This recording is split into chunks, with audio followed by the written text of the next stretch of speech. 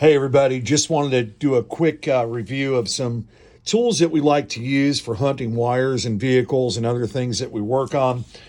There's a lot of cool stuff out there, but it's also been brought to my attention just through personal experience and expense that there's a lot of junk also.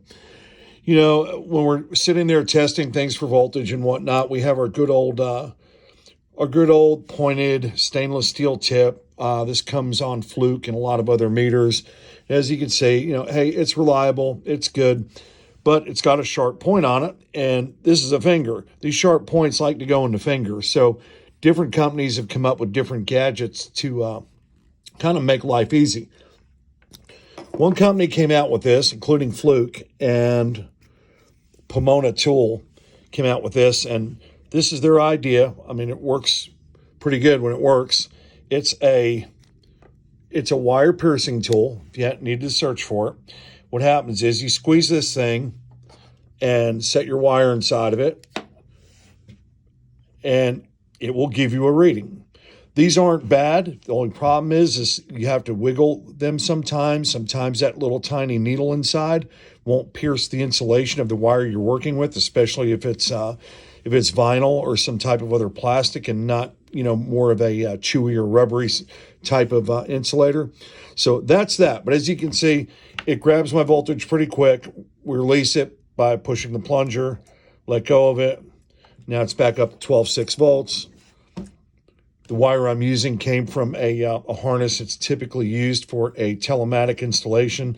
So this doesn't work that bad. They usually run between 25 and 40 bucks for a pair of them. They come in a multitude of colors. That's one company's version of it. I think that's from Pomona Tool. Here's another one. This is actually the one that came from Fluke. Fluke had this out for a while, and they actually discontinued it. And again, the whole principle is squeeze it, okay? Set your wire inside and let it go. Of course, this one's working okay too. Now remember, look at the wire that we're working on. This is about, the inside core of this is between 18 and 20 gauge, but hey, it works good. The nice thing about this is when you're hunting wiring, you can sit there and move pretty quick. If you have 15 or 20 of them, you're not sure where you want to go. You just keep on doing the same procedure, key on, key off, whatever you're doing to hunt your wire. And as you can see, it saves your fingers. So this is the style that Fluke came out with. Biggest thing is to make sure when you use this top piece here is indexed with the top of this. You don't want to twist it sideways. That's how these get broken. They're spring loaded. Don't loan them out to people that don't know how to use them.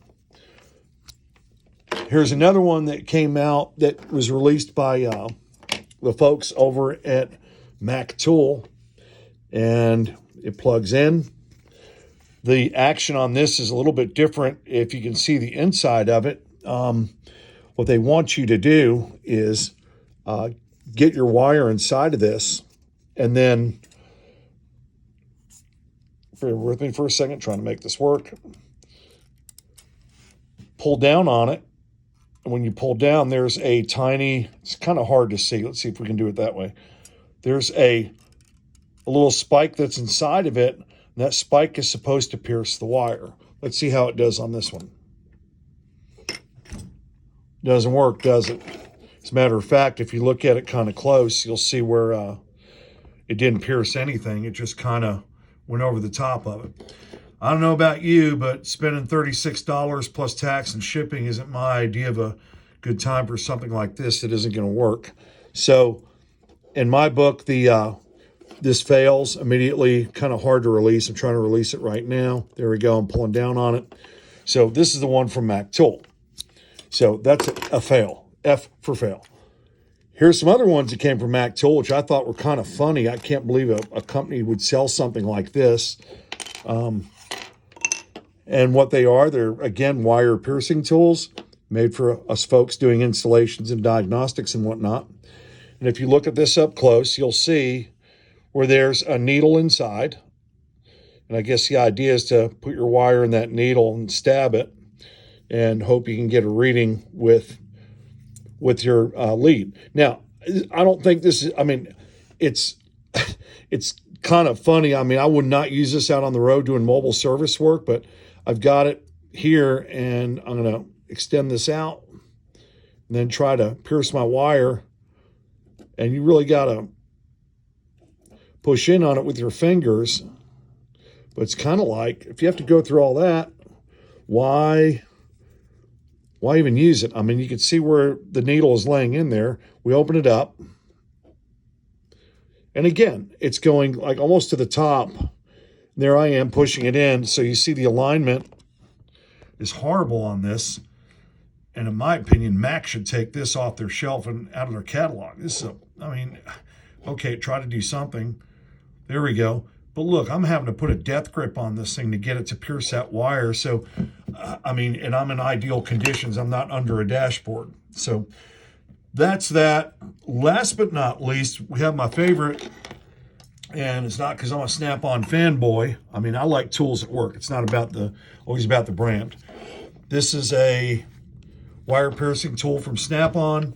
If you look at it up close, kind of interesting, has a few different features or things about it. The way you use this is there's a button right here which should be in the down position.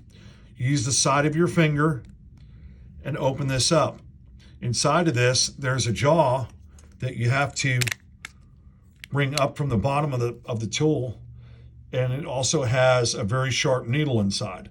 The nice thing about this is it works great. If you loan it to somebody, they'll probably use this on a bolt or something stupid and dull the tip of that needle, and basically the tool is shot.